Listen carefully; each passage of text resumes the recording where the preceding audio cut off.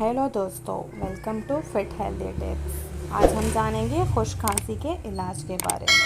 दोस्तों, अगर आप खुश खांसी से परेशान हैं तो ये 3 तरीके आपके लिए बहुत मुफीद साबित होंगे। नंबर 1, अगर आपको खुश खांसी है तो आपके लिए ज़रूरी है आप ज़्यादा से ज़्यादा पानी का इस्तेमाल कीजिए।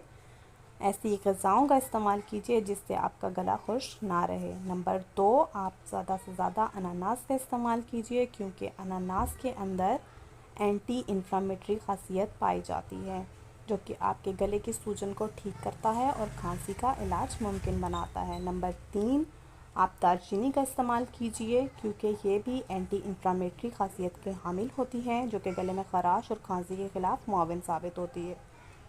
तो दोस्तों, आप दालचीनी का कावा इस्तेमाल कर सकते हैं। उम्मीद है आपको ये वीडियो पसंद आई होगी। अगर आपको ये वीडियो पसंद आई तो please like, subscribe and share and press the bell icon. Thank you.